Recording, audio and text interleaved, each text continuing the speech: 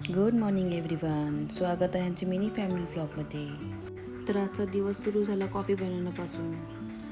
Coffee बनवलं, सॅमचं चहा बनवला, विराटचं जेवण बनवून घेतलं, म्हणजे नाश्ता सगळं बनवून घेतलं. मग सॅम पण थोडं थोडं काम करत होता, विराट खेळत होता.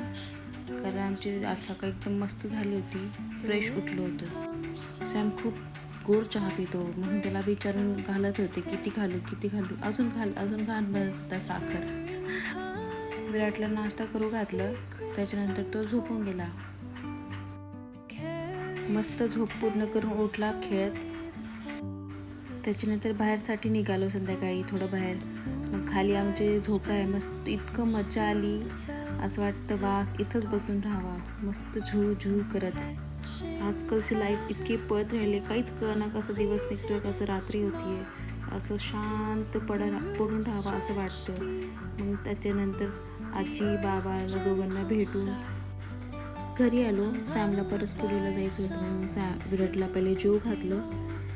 त्याच्यानंतर सॅम गेला. मग त्याच्यानंतर भांडे क्लीन केले. विराट खेळत होता, त्याला झोप आली होती पण आता खेळतोय. तर पटापट सगळं क्लीन करून घेतलं, कारण सकाळी लवकर निघायचं होतं. विराटची इंजेक्शन आहे 9 ते 12 महिन्याचं. तर रात्रीच सगळं काम करून ठेवावं लागतं, म्हणजे झाडू पुसणं सगळं करून ठेवलं होतं. मी पहिले काहीच काम नाही करायची, सगळी माझी आई करायची.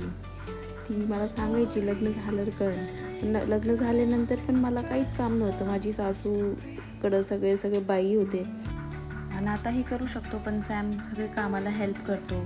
जास्त काम नसतात मला, पण तेवढेच थोडेफार. तर असं क्लीन मस्त केला किचन वट्टा.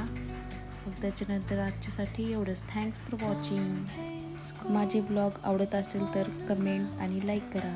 Bye, good night.